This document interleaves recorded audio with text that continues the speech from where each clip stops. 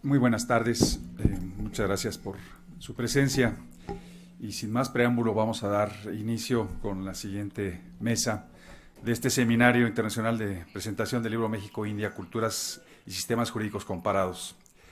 Tengo el gusto de presentar a nuestro primer expositor, el doctor Ashok Patil, de la India. Realizó su licenciatura en Criminología y Ciencias Forenses en 1993. Es licenciado en Derecho, se tituló en 1996 con la especialidad en Derecho Mercantil y se doctoró en la Ley del Consumidor en el programa de becas de la University Grants Commission. En 2010 obtuvo una beca del Asian Law Institute y visitó la Universidad de Singapur para la investigación en temas de protección de consumidores.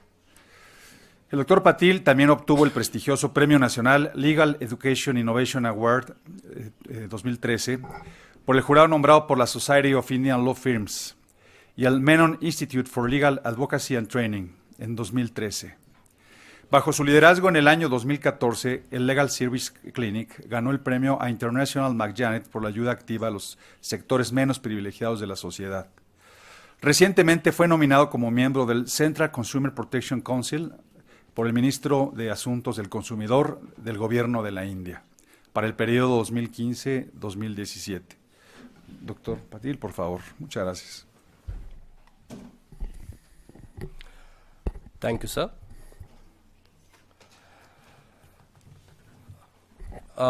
This session topic is international trade and IPR law in India. Before starting my presentation, let us know types of properties which we are studying or which we know. So usually we know movable property, immovable property. This is a new type of property, that is intellectual property, come into picture. Movable and immovable property, both you can touch and feel, sense, but intellectual property, it is very difficult for you to touch and feel that sense. So this is invisible, and this is a new type of property which is recognized by law at the international level by GATT, TRIPS, WIPO, many international agreements and organizations recognize this particular intellectual property. And being a member to GATT, India adopted all conventions, agreements of GATT, TRIPS, all those things, and accordingly India enacted all the necessary legislations to protect all IPR, intellectual property rights in India. As you know, recently, after LPG, liberalization, globalization, and privatization, lot of the foreign investments are entering India, and even Indian government encouraging the foreign investment in India. But at the same time, being a developing country, it is protecting its whatever rights given under the constitution, as well as recently our Prime Minister said zero defect, zero effect. Zero defect, you manufacture any product or import any product, export any product, which should be zero defect, means it should be a standard one. And zero effect, whatever you produce, but from that there should not be pollution to environment. So you keep these two in mind and work on that. And also, as you know, the protection to the consumers, see, ultimately trade is ultimately the last person is the consumer who consumes that. So in India, we have a lot of consumer welfare legislations like Drugs and Cosmetics Act, the Bureau of Indian Standards Act, Legal Metrology Act, then Food Safety and Standard Act. So these are the welfare legislations, always protects the consumers, even though they are allowing international trade, but at the same time we are keeping in mind about the protection of the consumers in India through these welfare legislations. Coming to the intellectual property, it's a creation of human mind and intellect, idea or concept or thought at the beginning, research and development to lead the idea or thought to practice. The outcome of these ideas may be development of products, process, works, work marks, and design, etc. So many types of intellectual properties are there. These are all based on these criterias. Why intellectual property rights is important? So reward for original efforts. Whoever invented, innovated, there should be a reward for that person. Stimulate innovation and creativity. Prevent duplication of work. Commercial value in research. Prevent exploitation of workers. And technical information for research and to prevent litigation. To avoid that, there should be a regulation, and this regulation will restrain these types of things. That's why at the international level, lot of conventions have happened.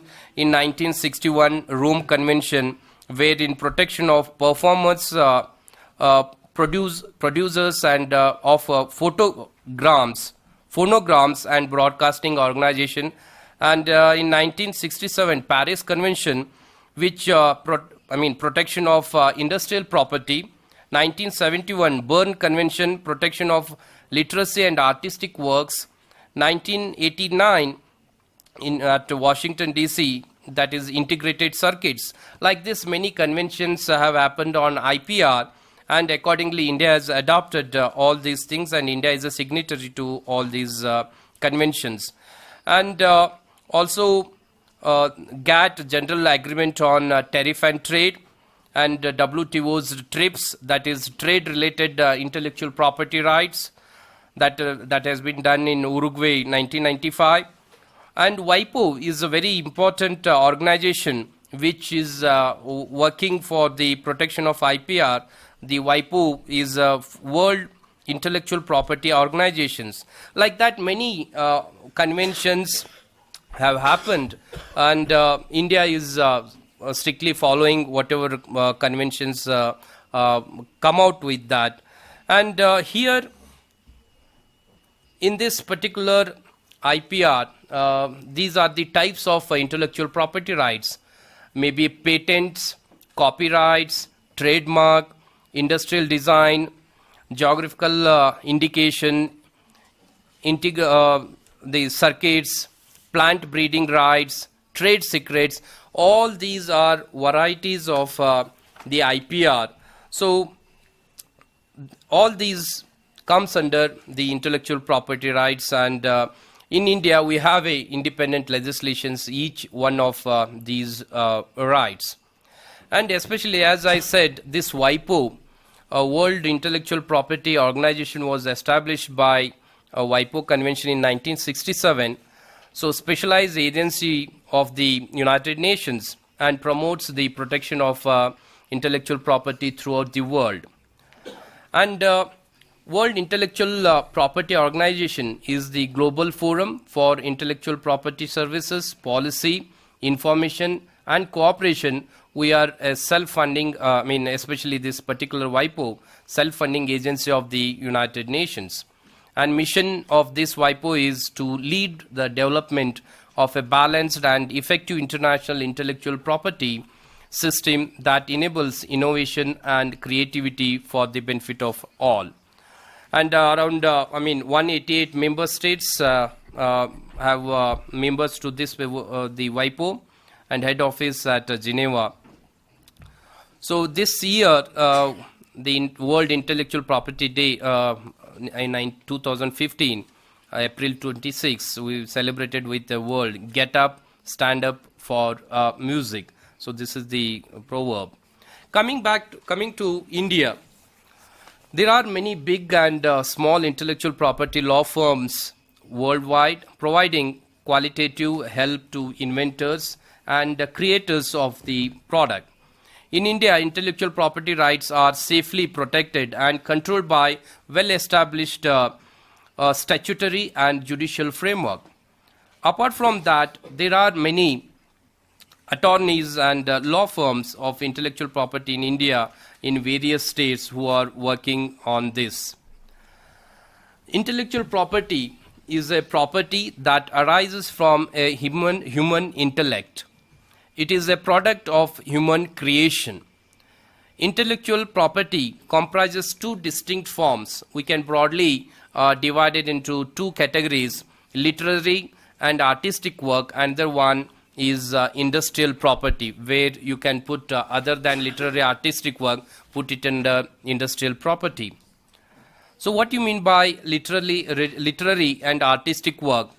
They are books, paintings, musical compositions, plays, movies, radio, TV programs, performance, and other artistic works. How are they protected? These copyrights, that is protected by Copyright Act. All these the innovation, works done by the authors are protected by the Copyright Act. And another category is industrial property. Industrial property describes physical matter that is the product of an idea or concept for commercial purpose. So how are they protected? So these are the by patented objects, by trademarks, industrial designs, trade secrets, layout designs, and geographical indications. So these are all the other than copyrights protected under the different legislations. And laws in India, these are the legislations, as I have said, at the international level, being a signatory to the all IPR conventions. So India enacted new legislations compatible or whatever standards international level they brought. So trademark governed under Trademarks Act 1999, copyright works governed under Copyrights Act 1957, designs, lines, colors, shapes, etc., the Designs Act 2000, and inventions, products or process, the Patents Act 1970, and plant variety protection, that is Plant Varieties and Farmers' Rights Act 2001, integrated circuits, that's the new legislation recent, the Semiconductor Integrated Circuit Layout Design Act 2000, and geographical indications, that is geographical indications of goods, Registration and Protection Act 1999, which came into force September 2003. These are the legislations enacted by India according to the international standards.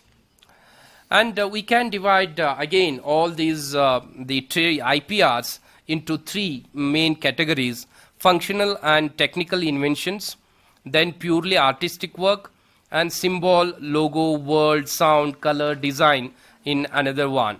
So functional and technical inventions we can cover under Patents Act 1970. As on today, two amendments were done in 1999 and 2005. And purely artistic work, which is governed by Copyrights Act 1957. As on today, there were 5 times amendments done to this particular Copyright Act. And lastly, Trademark Act 1999, 3 times amendments were done to this particular act. So looking into the latest development, change in the society and technology, accordingly amendments were done. Let us start with the patents. It is covered under the Act, Patents Act 1970, and amended in 2005, latest one. It extends to whole of India. And definition: a patent describes an invention for which the inventor claims the exclusive right. And as you know, especially under consumer law, exploitation is a very bad word in consumer law. And whoever exploits consumers, there are laws and they punish that particular person. But only under IPR, legally, exploitation is allowed. So this is only in case of IPR through legislations. So under this particular patents, inventions patentable if it's a new one, useful, not obvious, pertains to patentable subject matter. So if these things are there, yes, it is patented under Patent Act. Patentable subject matter, invention relates to process or product. It may be a process patenting or product patenting or both. It involves an inventive step, be capable of industrial application and a machine. So these things are patentable. And recently, a youngest patent holder on wheelchair, drawing inspiration from scientist Stephen Hawking. This person, Harideshwar Singh Bharti, so he come out with a new chess. So 9-year boy invented a game, 6 players circular chess. So it is patented in his name. And remedies for patent infringement, suit can lie in the district or high court, and it may issue an injunction either to prevent the infringer from any further use and award damages to the patent owner, or will pay the patent owner royalties for further use. Let us take 2 cases under the Patent Act, recent cases. This is Natco Pharma bags license to sell Bayer's Naxavar. This Naxavar is a medicine which is used for the liver cancer and kidney cancer. So this Bayer patented this anti-cancer product. Reasonable public criteria, Bayer can supply drug to only 2% of cancer patients in India. And reasonable or affordable, looking into that, the Bayer's company from Germany, patent owner, the cost of the therapy, the cost of the medicine is 2.8 lakh is per 1 month medicine cost. And another Natco, that is compulsory, through compulsory license, they sold that particular medicine for 8,880.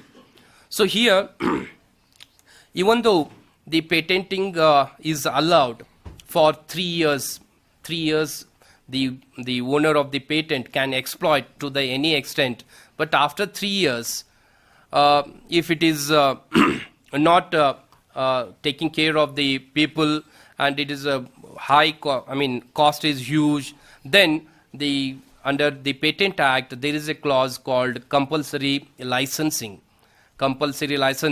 So in that there was a case filed, and it took a long period to discuss on this. Ultimately the court said it's a compulsory licensing should be given, and looking into this particular judgment, it is fair on the part of the patients who cannot afford the cancer medicines by paying 2.8 lakh. The country which is, especially around 50% of the people are poor, they cannot afford these types of medicines, and even this particular company is unable to cover all the patients in India. So that's why here drug was manufactured in Germany, not in India, this particular Bayer. And Natco share rate, after taking this particular compulsory licensing, this Natco is a company, limited company in India, which applied to court for compulsory licensing by giving all the data why it wants compulsory licensing of Bayer. So Natco versus Bayer case it is. And Bayer invented this particular medicine in 1990, invented, and patent application made in India 1999. And patent, especially patent issued by India in 2008. So 2008 to 2011, 3 years they can exploit to the any extent. But after 2011, it's one of the clause under Patent Act, compulsory licensing, looking into the other criterias of that particular medicine. So the cost and patient benefited, cost of the Nexavir by Bayer, it's 2.85 lakh per month, and it is covering only 2% of the patients. And after taking that particular thing by Natco company, the same medicine, they are selling it for 8,900 per month medicine. So this Natco filed application for compulsory license under Section 84 of Patent Act, and 2012 Natco received a grant for compulsory license, and 2013 modification in royalty. So by this particular compulsory licensing, all the cancer patients benefited. So this is a very good judgment in India, especially for those needy people. And another case is Novartis versus Union of India. This is again patent. So Novartis AG versus Union of India decided on 1st April 2013. Brief facts of the case. Novartis is the world's leading pharmaceutical company, filed a patent application for its new version of cancer drug. The drug is called Gleevec and is very expensive. Gleevec was already in the market. However, they decided to seek a patent on a slightly altered version, potentially giving it longer period of market exclusively. So here, again, looking into the Novartis, the expense, one tablet cost is 2,200 rupees. So it's a huge cost, and already generic version of the Gleevec was in the market. So that's why the company, it was not patented. And the case hinged on Section 3D of Indian Patent Act, which does not allow patents of new version of known drug molecules if they make it more effective than before. In the meantime, many Indian companies produced generic drugs at very cheap rate, which was consumed by 300,000 people, whereas 16,000 people use Gleevec. Generic versions can be manufactured when the product expires the patent. So overview of this particular Novartis case, you should involve whether Gleevec is a patentable product, whether it involves ever greening. So judgment with the majority under the presence of the Alam Justice and Ranjana Prakash Desai, the court held that the patent application is rejected on the following grounds. So mere modification does not give novelty to the product, and the applied product has no better effect than the already existing drug. If the application is allowed to grant patent for Gleevec, it becomes repatenting and lie within the purview of ever greening, which is prohibited under Indian Patent Act. Since the patent for already existing drug was expired, manufacturing and selling of generic versions within the country at cheap rate. So because of these reasons, ultimately the merits of the judgment, majority of the Indian population uses generic version of Gleevec at a cheap rate and enjoy the easy accessibility of medicine.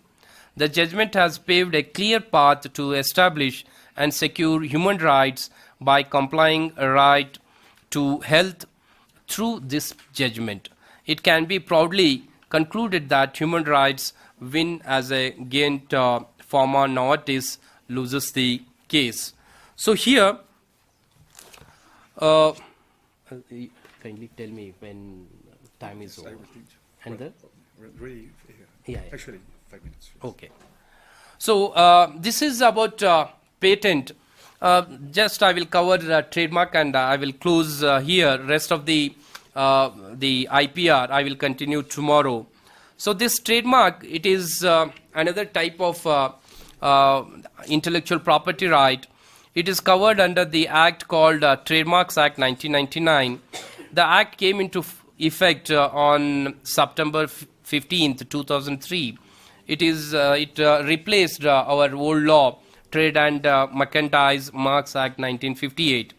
Again, it extends to whole of India. And trademark is symbol, logo, word, sound, color, design, or other device that is used to identify a business or product in commerce. So these are the words can be registered as the trademarks in commerce. Different symbols are intent to use application file for product, intent to use application file for services. So registered trademark. So trademark, customer able to distinguish product of one manufacturer from that of the other. So that is the idea behind registering these trademark. Initial registration for 10 years, further renewed by payment of fees for another unlimited period. So these are the trademarks, examples, Pepsi, Coca-Cola. By seeing this particular the symbol, you come to know that this particular company is Pepsi, Coca-Cola, and other persons should not use this particular symbols, label Pepsi, Coca-Cola, or name Tata, Birla, Godrej, Reliance. These are the trademark examples. And even writing style set apart from surrounding text. Say Raymond Textile is a registered one. It's a font, size, all those things are counted in particularly trademark. And the specify font, size, proportion and placement. So that also Vimal. And Vimal is a company, the VI and M, see, same pattern it should be. So in below incorrect use of Vimal. So that is not registered one.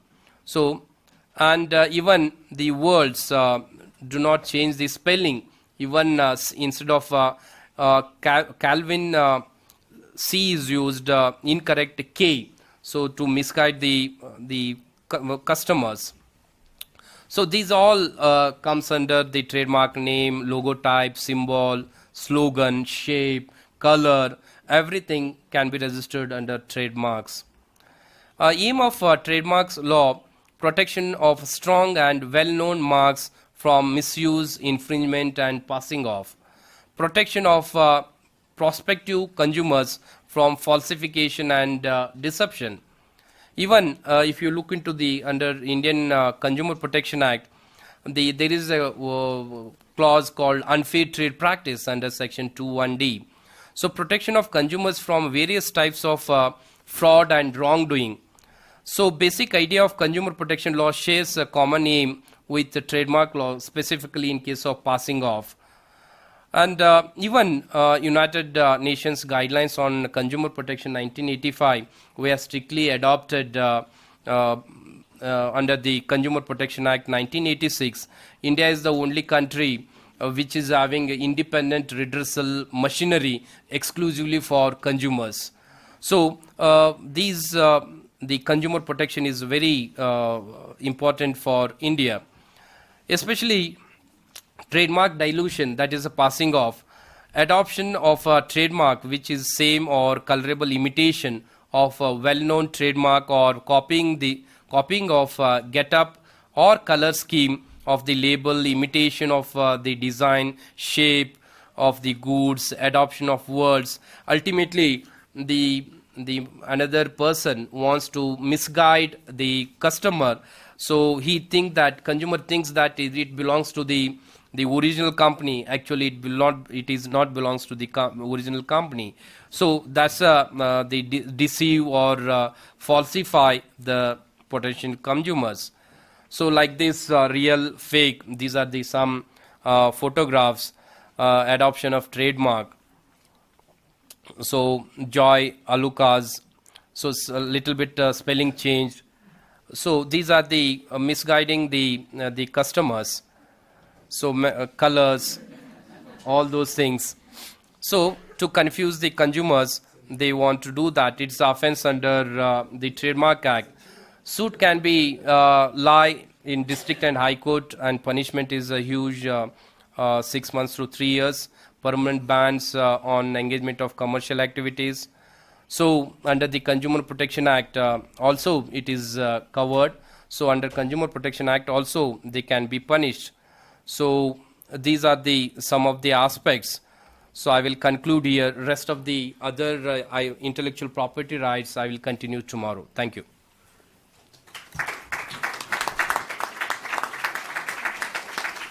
Muchas gracias, doctor Patil. Una visión muy completa, muy apretada. El tiempo no da para mucho, pero lo apreciamos.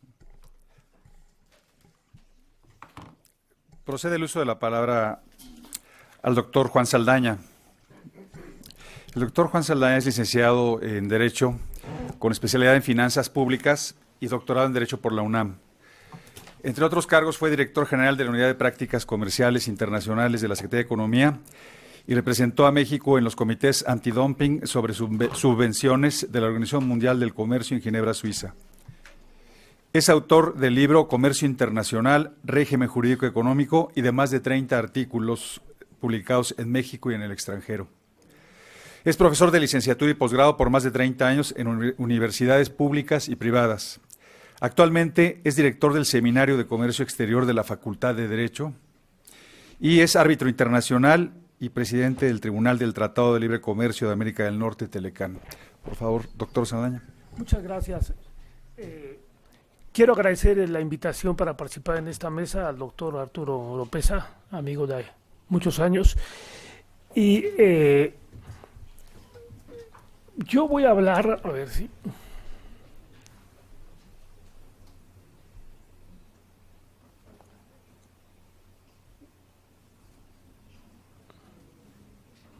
Hace algún tiempo estábamos en una plática, el doctor Oropeza y yo, y me invitó a colaborar con un artículo precisamente sobre el comercio de hidrocarburos de México. Desafortunadamente, por razones imputables a mí, yo no pude entregar a tiempo el artículo y ya no se publicó. Entonces, voy a platicar precisamente sobre el comercio de hidrocarburos y la relación con la India. ¿Qué relación tiene el comercio de hidrocarburos, en su caso, con la India?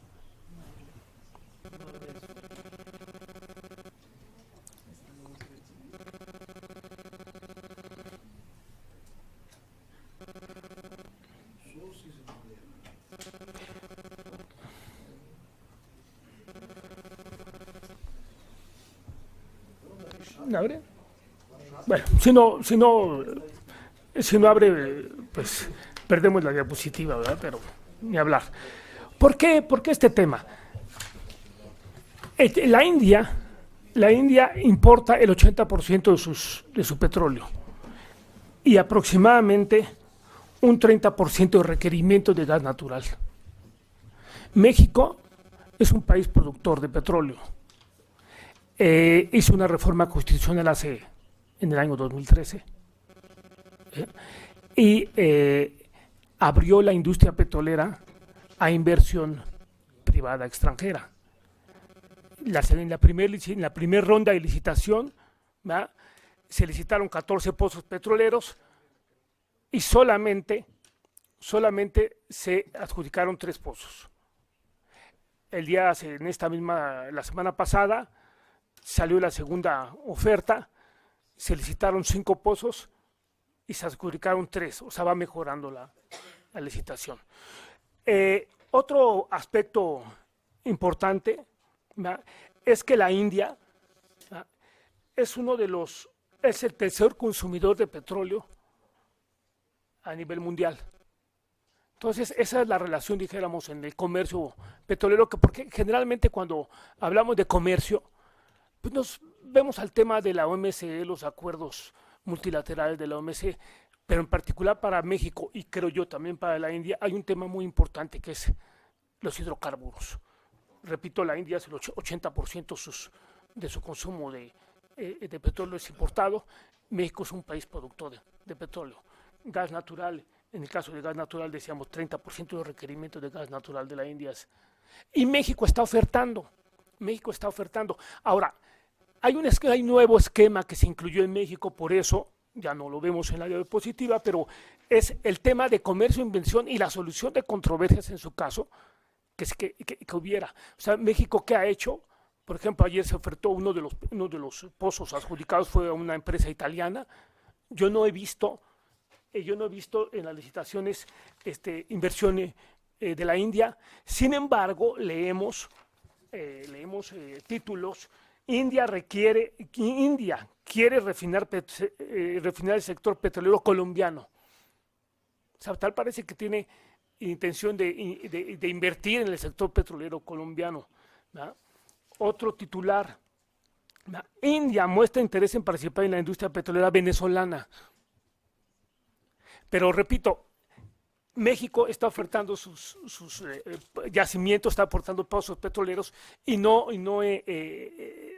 veo una participación. Entonces, en ese sentido es que creo yo que es importante. México, ¿cuál es el antecedente de todo? Particularmente la reforma petrolera para luego irme específicamente a la solución de controversias, porque es uno de los aspectos que interesa a la inversión extranjera, a cualquier inversión extranjera que va a invertir en un país, es si tengo una controversia con el país receptor de la inversión, ¿cómo voy a resolver ese conflicto? Y México, en la ley de hidrocarburos, incluyó un esquema de arbitraje precisamente para atraer inversión extranjera. O sea, que si hubiese una controversia en materia de relación a la exploración y explotación de petróleo, se resuelva mediante arbitraje y vamos a ver qué reglas. Y vamos a ver qué reglas se aplican, qué convenios son los que ha suscrito México y qué convenios ha suscrito la India en materia de solución de controversias. Todo esto inicia, ¿por qué? Y que también es un tema que pocas veces se dice. Se ha dicho que México llevó a cabo su reforma petrolera porque los niveles de explotación de petróleo eran alarmantes, o sea, había caído el nivel de explotación de petróleo. Pero casi no se menciona un hecho muy importante, que es el Tratado de la Plataforma Continental de los Hoyos de Dona, que México suscribe en el año 2000 con Estados Unidos. ¿Qué quiere decir? México en el Golfo de México, que es lo que traía la lámina, en el Golfo de México se traza la Plataforma Continental de México y Estados Unidos, y México y Estados Unidos queríamos que no superaba las 400 millas de plataforma continental de cada lado, y si resulta que sí, que hay un triángulo en la parte del medio del Golfo de México, en donde la plataforma continental de Estados Unidos, Canadá, Estados Unidos, México y Cuba, que tampoco se ha dicho, dejan en medio, no llegan las plataformas continentales a 200 millas. Después se firma la convención. Entonces, en aquel tiempo, es que se descubre esta situación en el Golfo de México. Estados Unidos decía, bueno, México decía, bueno, con ese gran corazón que tenemos, México decía, bueno, es patrimonio común de la humanidad. Estados Unidos decía, no, lo vamos a adjudicar a las empresas petroleras. Y se había firmado un tratado sobre el límite de zonas marítimas con Estados Unidos, favorable a México. Sin embargo, ese tratado, en el caso de Estados Unidos, nunca lo aprueba el Senado. México sí lo aprobó, pero el Senado de Estados Unidos no, y se tiene que volver a negociar. Se renegocia en el año 2000, y en el año 2000, ¿a qué se llega? Que el llamado Tratado de la Plataforma Continental de 2000, México y Estados Unidos acordaron el límite de la plataforma continental más allá de 200 millas, que precisamente incluye los hoyos de Dona, incluye el triángulo submarino que se llama, y que en un periodo de gracia de 10 años no se autorizará a ninguno de los dos países la perforación o exploración petrolera de gas natural. Estamos hablando del año 2000, un plazo de 10 años. En el año 2012 ¿Qué quiere decir? Que en ese lapso de gracia, 10 años, Estados Unidos y México nos teníamos que haber puesto de acuerdo los dos países para ver de qué forma se iba a explotar conjuntamente ese triángulo submarino de los hoyos de Dona. México y Estados Unidos no se pusieron de acuerdo. ¿Por qué? Porque México tenía un impedimento constitucional para efecto de que hubiera inversión extranjera en el sector petrolero. Llega el año 2012 y no tenemos la reforma constitucional. Y también dice que se podrá extender por 3 años ese periodo de gracia de 10 años. ¿Qué quiere decir? Para que en ese periodo de gracia ni México ni Estados Unidos se exploten, porque Estados Unidos ya está explotando esa zona, las empresas privadas. Entonces, logramos un periodo de gracia de 3 años adicionados que concluyó el 17 de enero de 2014, y la reforma constitucional en México, en donde se permite ya la inversión extranjera en materia petrolera, es de diciembre del 20 de diciembre de 2013. ¿Ya? O sea, que la reforma constitucional básicamente se da por la presión por parte de Estados Unidos para que, si no explotamos conjuntamente y se permite la inversión extranjera en esa parte de los hoyos de Dona, Estados Unidos la va a poder explotar por su parte, por la mitad. Y uno de los argumentos sería es que si Estados Unidos extrae el petróleo de esa mitad, pues se jala el petróleo del otro lado. Aunque no es un líquido, pero sí deja espacios y se van trayendo. Bueno, finalmente, México hace una reforma constitucional en el sentido de que se llevará a cabo, permitirá la inversión extranjera, ¿va? En el artículo 27 constitucional, llevará a cabo las actividades de exploración y extracción de petróleo y demás hidrocarburos mediante asignaciones a empresas productivas del Estado, que Pemex se convierte en empresa productiva del Estado. Ya no es asignaciones a empresas productivas del Estado, o a través de contratos con estas o con particulares. ¿Qué tipo de contrato? Contrato de utilidad compartida, contrato de producción compartida y contrato de servicios. Y me refiero principalmente a estos dos contratos, de utilidad compartida y de producción compartida. ¿Por qué? Porque los titulares dicen que India busca los mercados de Colombia y de Venezuela. ¿Para qué? Para refinar petróleo y para invertir allá.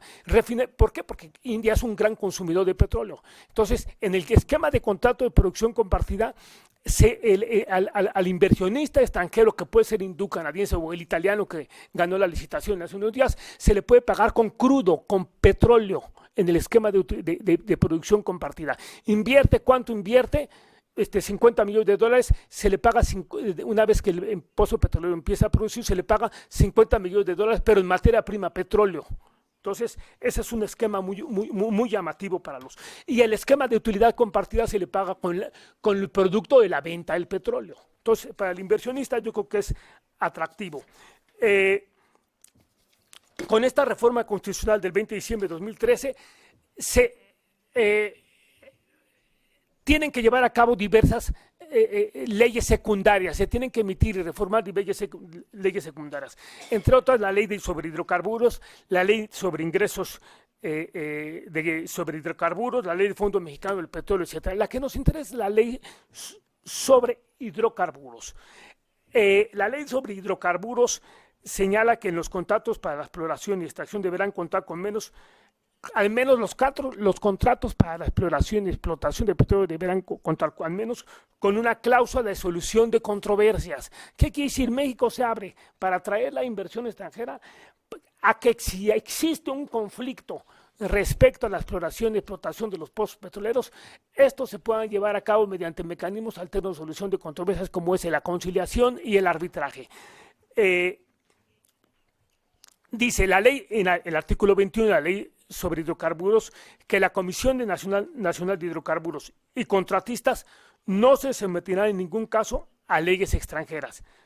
El procedimiento arbitral se sujetará a las leyes federales mexicanas. ¿Cuál es? Es el Código de Comercio. Pero el Código de Comercio es una copia de la ley modelo de arbitraje comercial internacional de la Comisión de Naciones Unidas de Derecho Mercantil Internacional. Y esta ley modelo de arbitraje internacional también la adoptó India, la ley modelo sobre arbitraje comercial internacional. En otras palabras, en materia de arbitraje comercial internacional que se aplicaría a la parte relativa a hidrocarburos, se aplica la ley nacional, pero la ley nacional es básicamente la ley modelo de Naciones Unidas de Derecho Mercantil Internacional, que también la copió, la adoptó la India. Entonces, en esa parte también hay una coincidencia que que llama la atención y que puede ser útil para los inversionistas de la India en materia petrolera.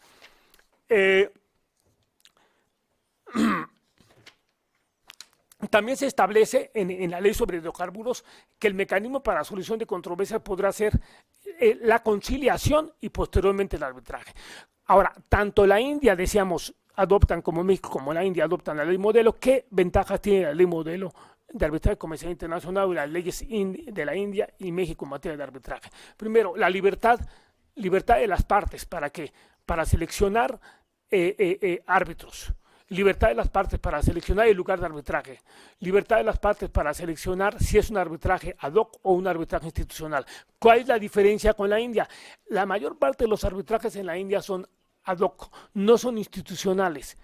Yo creo que esa es una diferencia importante. Claro, no lo tiene la ley, pero de hecho la mayor parte de los arbitrajes en la India serán ad hoc, no institucional.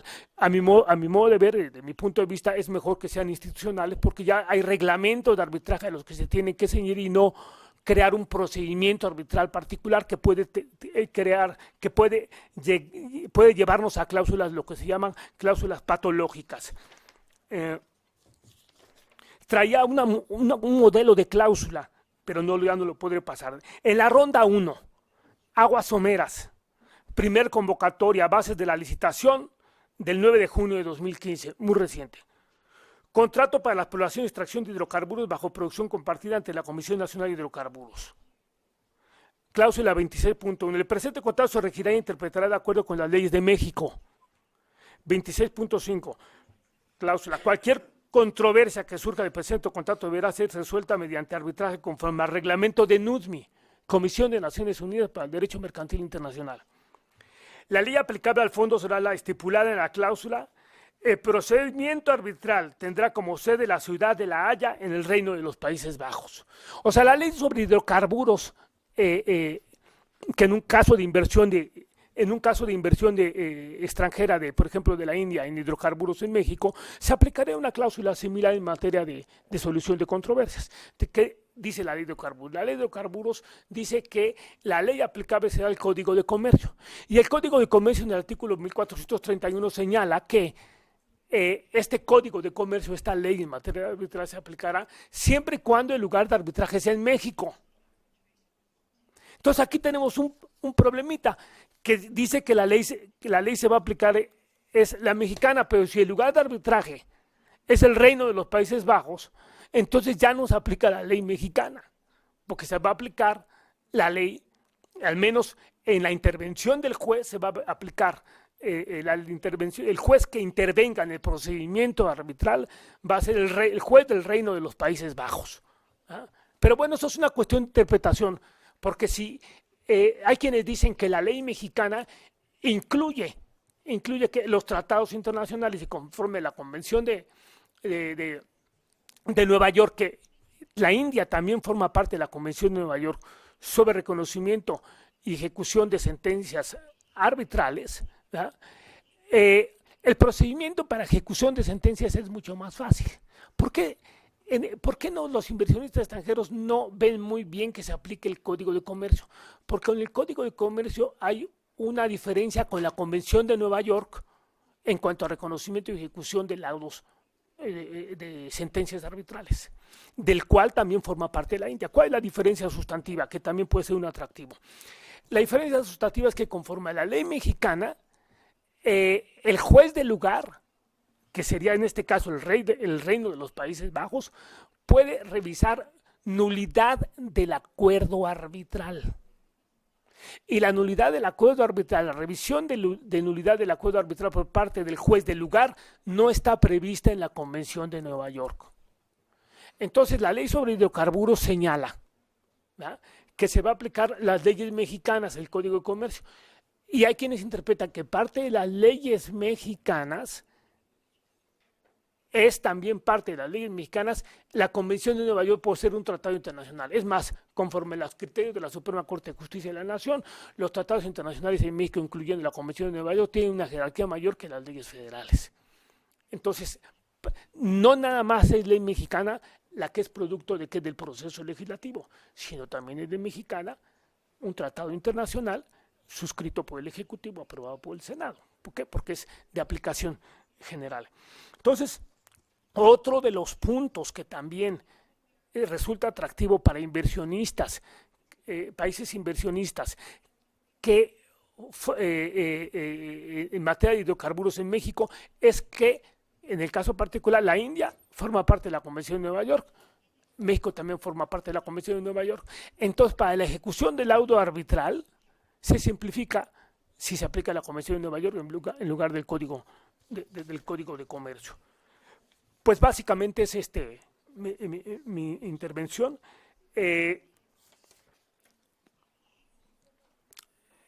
México está abierto en materia de inversión extranjera en el sector petrolero. Puede ser atractivo para la India invertir en el sector petrolero. Es un consumidor muy importante a nivel mundial de petróleo. Es un importador muy importante porque el 80% de su petróleo, los datos que tengo son de importación. Y repito, si la India está viendo posibilidades de invertir en Colombia, está viendo posibilidades de invertir en Venezuela, la legislación mexicana tiene mecanismos para captar inversión extranjera, para facilitar la inversión extranjera, y uno de esos mecanismos es la solución de controversias mediante arbitraje en materia de hidrocarburos. Muchas gracias.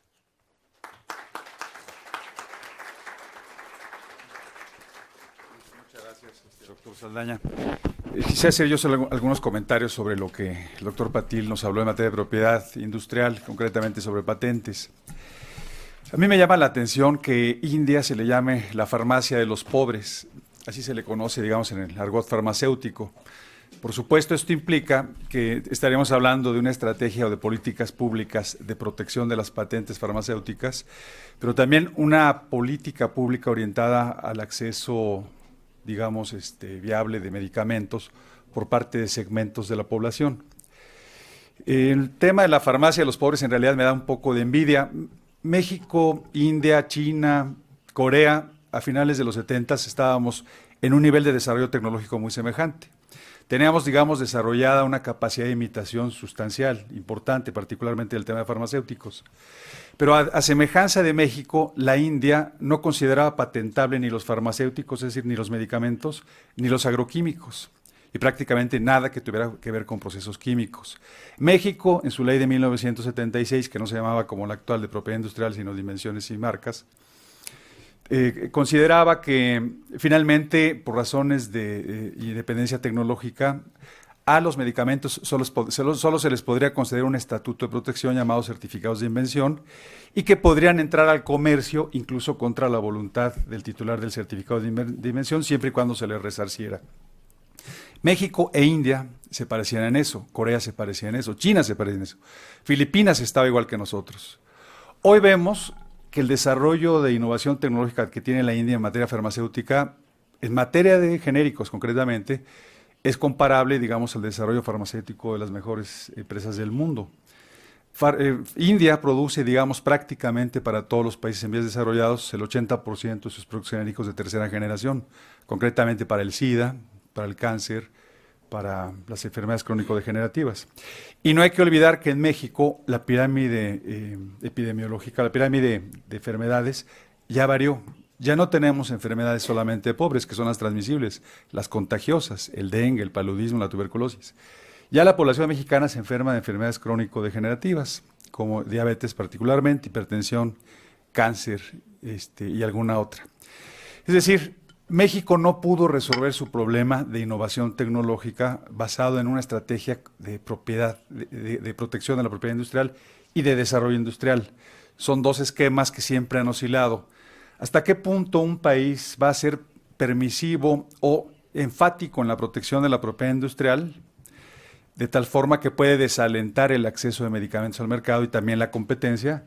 ¿O hasta qué punto va a proteger totalmente la propiedad industrial o va a ser laxo en la protección de la propiedad industrial, desalentando a los inversionistas a participar en la innovación y desarrollo de nuevas sustancias activas de carácter farmacéutico?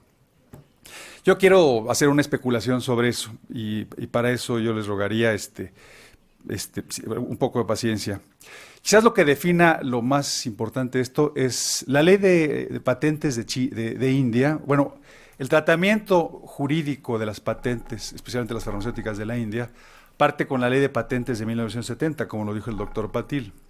Nada más que la India tiene un proceso muy largo para hacer patentables los farmacéuticos y los agroquímicos, que culmina justamente el 1 de enero de 2005, cuando es el plazo máximo que había otorgado la Organización Mundial del Comercio a todos los países en vías de desarrollo, llamados ahora no suficientemente adelantados, para poder cumplir con los plazos que el acuerdo de aspectos de derechos de propiedad intelectual relacionados con el comercio había señalado. Me explico. Con la entrada en 1986, que coincide con la entrada de México al GATT, se inicia la Ronda Uruguay. La Ronda Uruguay es un proceso muy largo de negociaciones sobre protección de la propiedad industrial, especialmente la farmacéutica, porque se inicia por una gran presión de las asociaciones farmacéuticas norteamericanas a su presidente, al gobierno norteamericano, para que con base en lo que se llamó el Acta 301 de la Ley de Comercio y Tarifas, se presionara a los países, particularmente los que estaban en vías de desarrollo, para que aquellos que no tuvieran la protección suficiente o eficaz recibieran sanciones comerciales. México, presionado, digamos, por el gobierno de los Estados Unidos, entró a la negociación de los ADPICS en español, TRIPS en inglés, que tenía como propósito justamente que concluyera con el patentamiento de los medicamentos farmacéuticos. Fue un proceso que terminó en 1994, en abril de 1994, en la ronda, en el Acuerdo de Marrakech y con la creación de la Organización Mundial del Comercio. No es casual que durante ese plazo de 86 a 94, México haya adoptado una serie de medidas legislativas que finalmente, a cambio de nada, aceptamos modificar nuestra ley en materia de protección de la propiedad industrial, prácticamente a cambio de nada, a diferencia de la India, que estiró su protección hasta los plazos que el acuerdo ADPIC había dado a los países llamados menos adelantados, por no decir subdesarrollados o en vías de desarrollo. Ahora se le llamaba aquí en ADPIC menos adelantados. Curiosamente, México no admitió ese plazo porque se consideró un país adelantado. No sé realmente quién negoció eso, pero habría que meterlo a la cárcel.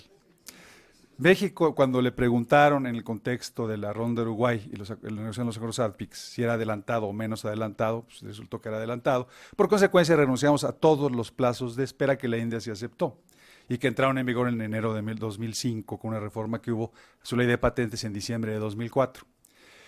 ¿Qué quiere decir esto? En 1987, ya en el contexto de las negociaciones de la Ronda de Uruguay, México modifica su legislación de invenciones y marcas todavía en ese entonces, para decir en alguno de sus transitorios que había un plazo de 10 años para volver patentables algunas de las figuras que consideraban no patentables, entre los cuales se encontraban los microorganismos, los agroquímicos, los farmoquímicos. Ese plazo de 10 años vencería en 1997, de acuerdo con la reforma al artículo, en el segundo transitorio a la reforma al artículo 10. Llamo la atención, porque es importante, porque India sí lo mantiene, sí lo sostiene, que México tenía un régimen específico de lo que se consideraba no patentable hasta 1987. O sea, no era lo que era patentable, como lo dice la ley ahorita, sino lo que era no patentable, que lo tiene exactamente el artículo 3, inciso D, de la ley de patentes de India, como lo mencionó el doctor Patil. Es decir, México no trivializaba, como no lo hace ahora India, el patentamiento de medicamentos, que es importantísimo entenderlo. Ahorita me explico por qué India tuvo otro tránsito distinto. Entonces, en 87 aceptamos retirar la prohibición del patentamiento de farmacéuticos y permitirlo en 97, pero no nos esperamos. En 91 publicamos un decreto que creaba el Instituto Mexicano de la Propiedad Industrial como un órgano asesor de la Secretaría de Comercio y Fomento Industrial. Parece que fue insuficiente en el contexto de las negociaciones de la Ronda Uruguay, y se publicó en 1993 la Ley de Fomento y Protección de la Propiedad Industrial, que ya consideraba al INPI como un organismo descentralizado que tenía como propósito otorgar las patentes farmacéuticas y de todo tipo. Ya no solamente un organismo asesor, sino ya tenía de manera independiente la posibilidad de otorgar las patentes, conceder las patentes y las marcas y todo lo que era propiedad industrial. En 1993 ya se permite el patentamiento y en 94 cambia la ley de nombre, fomento y protección de la propiedad industrial y se llama Ley de Propiedad Industrial como actualmente rige. Es importantísimo entender entonces que el cambio de denominación no fue casual. Se hizo un enorme énfasis en la ley de 93, pero en la ley de 94 ante la perspectiva del Tratado de Libre Comercio, que en su capítulo 11, protección a la inversión extranjera, y 17, derechos de propiedad industrial, otorga un doble régimen de protección a las patentes, porque primero las considera inversión extranjera como bienes intangibles, como dijo el doctor Patil, las patentes son conocimiento que es susceptible de apropiarse privadamente a través de una figura jurídica que es el monopolio otorgado por la patente y además protegido por el Estado. Entonces, con el contexto del Tratado de Libre Comercio, además se le da un régimen de protección adicional, que es el régimen de protección de la propiedad industrial, y se considera ya la propiedad industrial, o sea, las patentes y las marcas, bajo un contexto de derecho civil, es decir, de propiedad.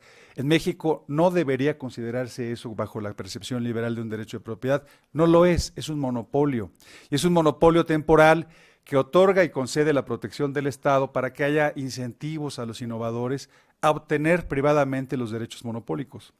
Pero ese derecho de propiedad, ese derecho monopólico también es susceptible de generar abusos, que son justamente los que decía el doctor Patil, cuando hay licencias obligatorias tratándose, por ejemplo, del abuso del derecho de patente, cuando un titular de patente decide, como es en el caso mexicano, no explotarla comercialmente. Quisiera terminar esta última parte diciendo algo sobre México. En México hay un extenso patentamiento farmacéutico en lo que se le llama patent trolls, o sea, patentes de defensa. En México las farmacéuticas patentan para evitar que haya otras empresas, titulares de patentes en el extranjero que vengan y que puedan recibir, y que puedan no merecer la protección del derecho de propiedad industrial. Me explico, la protección de la propiedad industrial es territorial. Lo que no es protegido en México, aunque haya sido protegido en otra parte del mundo, en México es de dominio público, es de uso libre. En México, tradicionalmente, tenemos muy pocas solicitudes de patentes. Desde la Ley de Invenciones y Marcas de 76, bajo un régimen que no permitía el patentamiento de farmacéutico, hasta la actual que sí lo permite, el patentamiento ha sido muy parejo, 15,000, 16,000 solicitudes de patentes anuales. India tenía muy pocas, hoy tiene más de 5,000 al año, nada más de residentes indios. En México, las 15,000 solicitudes de patentes, solamente 1,200 son de mexicanos. Y de esas 1,200 de mexicanos, se otorgan 220 históricamente. Es decir, hay un pobre patentamiento de mexicanos en el país. La razón es porque no hay mercado. No hay interés en competir, no hay interés en explotar comercialmente una patente en México, porque es una economía oligopólica. O peor aún, oligopsónica. No hay competencia y los oligopolios dominan y los oligopsonios deciden a quién comprarle. En consecuencia, no tiene ningún sentido patentar en México. Eso es un hecho. A pesar de que se diga que el patentamiento es una manera de entender la innovación y el desarrollo científico de un país, en México no hay ningún interés razonablemente demostrable para que alguien decida llevar un conocimiento al mercado, o sea, la investigación aplicada y aprovechar las patentes. India no hizo eso. India en su ley de 1970 se mantuvo es decir, hay tres procesos en la historia, digamos, de las patentes o de la propiedad industrial en India. En 1911 tiene su primera ley de propiedad industrial o ley de patentes, para proteger patentes, y era, como lo es actualmente la mexicana, severa en el cuidado de las infracciones. La literatura que yo revisé dice que era una etapa colonial donde los medicamentos eran muy caros en la India. Era un régimen de oligopolios en la India, una protección donde las farmacéuticas que tenían patentes podían vender sus patentes y explotarlas. En 1970, ya en la época independiente, genera su ley de patentes que está vigente hasta la fecha, como dice el doctor Patil, con reformas en el 99, reformas en 2002 y reformas en 2004 y 2005. En ese periodo, digamos, de 1911 a 1970, es un régimen de oligopolios. ¿Qué quiere decir un régimen de oligopolios? Quiere decir que el oligopolista siempre produce menos cantidad de lo que se necesita a precios más caros. En una competencia perfecta o en una competencia de mercado, la producción es de acuerdo con la demanda. En un régimen de oligopolios, como es propio de los regímenes de patentes, o sea, de pocos oferentes, siempre se produce menos porque no hay economía de escala. Es decir, en una economía de mercado, en una economía de libre competencia, entre más produzco yo, debo vender más barato y puedo vender más barato. En un régimen de oligopolios no hay economía de escala porque yo tengo que vender los mismos productos al mismo precio. Quiere decir que si produzco más marginalmente, voy a tener que vender más barato y en consecuencia mi ganancia se agota. Ahora, un régimen de oligopolios tiene también la enorme desventaja que la apropiación del excedente es por parte del productor, no del consumidor. Es decir, el que se apropia de la ganancia es el que produce, no el consumidor, como sí ocurre en un régimen de competencia de mercado. Y entonces, los márgenes, digamos, que tiene de apropiación del excedente que tiene el oligopolista, en el caso farmacéutico, lo puede dedicar a obtener renta económica, es decir, a ganar más lana. O sea, simplemente dedica su dinero a ganar más dinero porque sabe que su excedente le permite hacerlo. ¿Esto qué quiere decir? Que en un régimen de oligopolios, desde el punto de vista farmacéutico, el excedente puede ser dedicado a la mercadotecnia en sus varias modalidades, ya sea publicidad, ya sea hablando con los médicos que recetan, ya sea capacitando médicos para que receten las medicinas de patente, como ocurre en este sistema actualmente. En la India pasa de un régimen, digamos, de oligopolios a un régimen de libre mercado de 1970 hasta 2005, cuando ya empieza entonces a aceptar las directrices o las guías del acuerdo sobre los aspectos de derechos de propiedad relacionados con el comercio. ¿Qué es lo que ocurre entonces en ese sistema digamos, de 1970 a 2002 primero, a 2005 después? Hay libre competencia, no está prohibido, el patentamiento y entonces hay una gran oferta de medicamentos que no tenemos en México. De 5.400 que habría, digamos, en 1970, hay más de 24.000 oferentes. Y eso también hace que las medicinas, que los precios bajen. India lo que hace es desarrollar una importante industria farmacéutica, particularmente en dos empresas, en Cipla y en Extreme Drugs, que en efecto pueden hacerlo. Ahora, en 2002, ¿qué es lo que hace India? Incorpora el capítulo de flexibilidades que sí permitía el sistema de ADPIC. El sistema de ADPIC no era tan rígido como se podía, otorgaba flexibilidades a los países miembros, que eran básicamente en 4 temas. Uno eran los productos o procesos no patentables. India incorpora en su artículo 3, inciso D, que no son patentables las trivialidades. Como dijo el doctor Patil, no cualquier cosa es patentable como farmacéutico, sino algo que tenga una verdadera eficacia y aporte un valor agregado a una molécula ya reconocida anteriormente. Eso es importantísimo porque si bien el patentamiento hasta 2005 no estaba previsto para la farmacéutica, lo cierto es que ahora que está previsto para la farmacéutica y puede ser un régimen de oligopolios, la verdad es que el patentamiento de farmacéuticos no es admisible para cualquier cosa y es factible rechazar moléculas que no tengan valor agregado, es decir, que no incluyan segundos usos, que no consideren nuevas formas de administrar, que no sean isómeros, que no sean polímeros, que no sean ésteres. ¿Qué es lo que pasa en el mundo de la farmacéutica? Una sola molécula en un sistema como el mexicano es permanentemente patentable y protegible al darle un valor agregado. Por ejemplo, fármacos combinados en una sola dosis, donde agregan una sustancia activa y luego le agregan otra, que sin mayor valor agregado es patentable, cuando en México está prohibido, pero el INPI lo ha hecho. En la India tendría que demostrarse que no es una innovación trivial. Y solamente recuerdo que hay 3 elementos para patentar. Uno es la novedad, la actividad inventiva, y otro es la utilidad industrial o la aplicación industrial. Es muy difícil, digamos, incluso ahora en un sistema de libre mercado, que haya moléculas realmente novedosas. En la India, por ejemplo, o en el mundo, entre 60 y 70 moléculas novedosas que pudieran aparecer con cierta periodicidad, ahora aparecen 20. Ahora lo que hacen las farmacéuticas es intentar la protección por patentes con sustancias activas que no tienen realmente una aportación a la, digamos, a la salud pública. Esta discusión de las patentes y de la salud nace, por cierto, en una reunión ministerial, la cuarta reunión ministerial de Doha, donde se discute cómo los temas del patentamiento pueden evitar el acceso a la salud pública de la población, que India lo tiene muy bien resuelto en las flexibilidades. Insisto, uno es la no patentabilidad de moléculas que no tengan una eficacia terapéutica real. Lo menciona el doctor Patil con Glivec, con una molécula para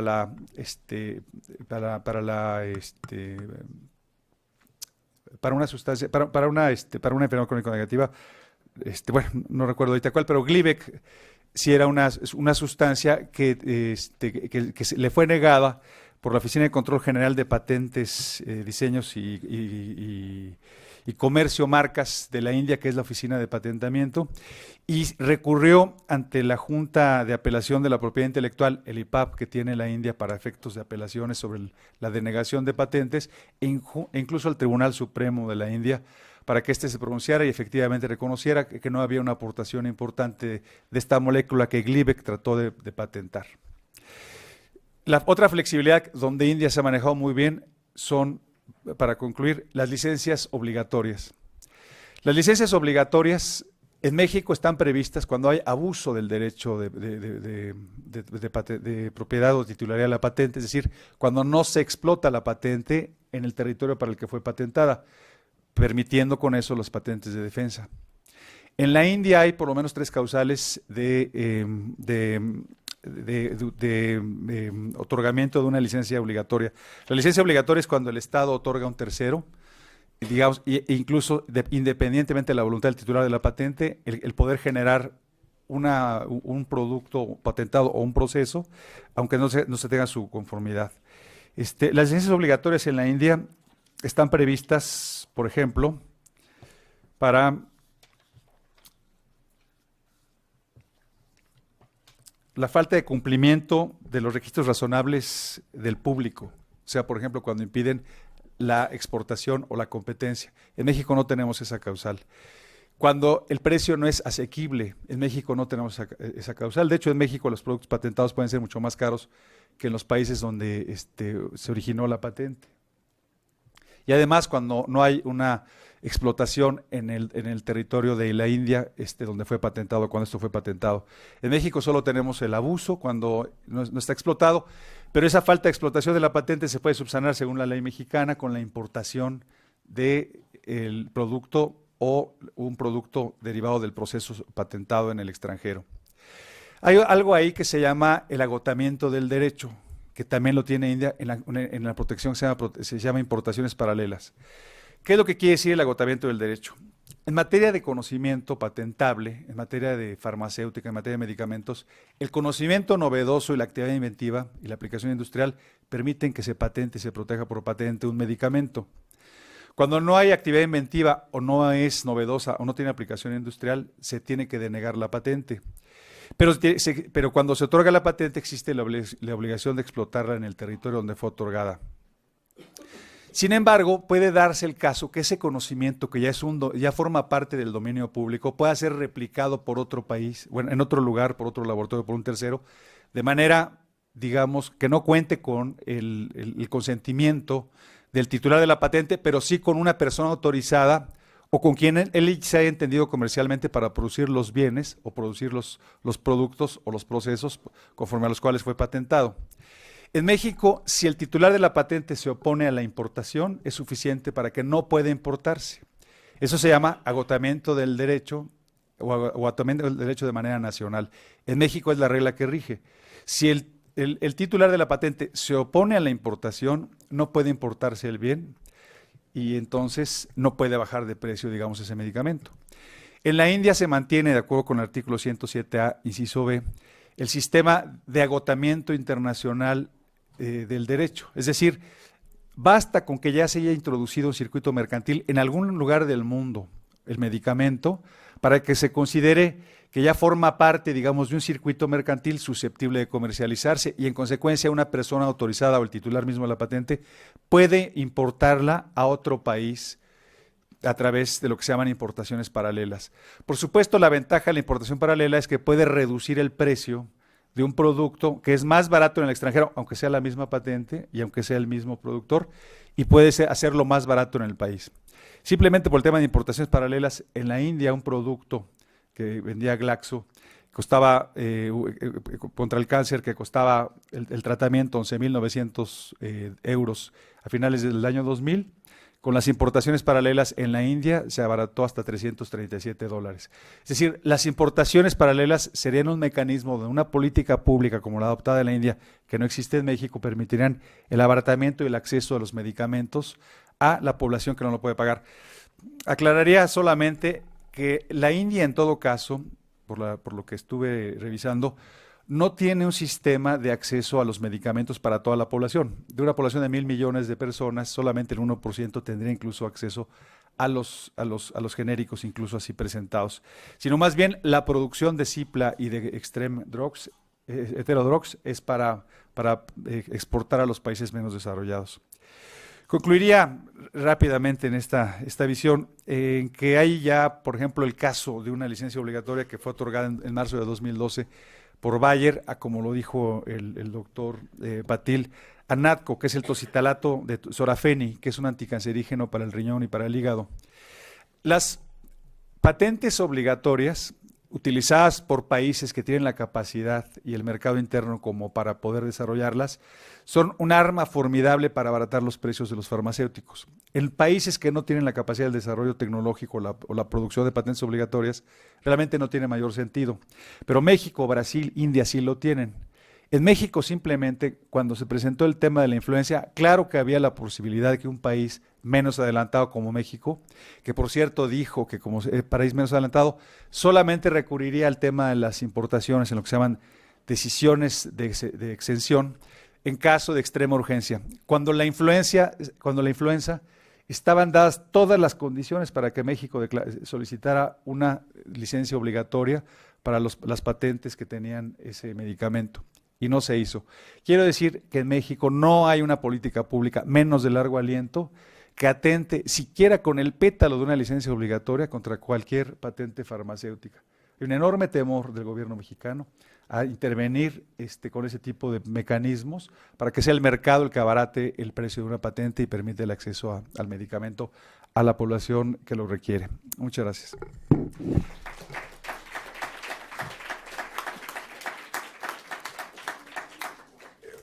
Bueno, pues nada más les recordaría que a las 4 de la tarde del día de hoy inicia puntualmente la continuación de este interesante seminario. Muchas gracias. Quisiera yo entregar a nombre del doctor Oropesa del Instituto de Investigaciones Jurídicas al doctor Ashok Patil una constancia.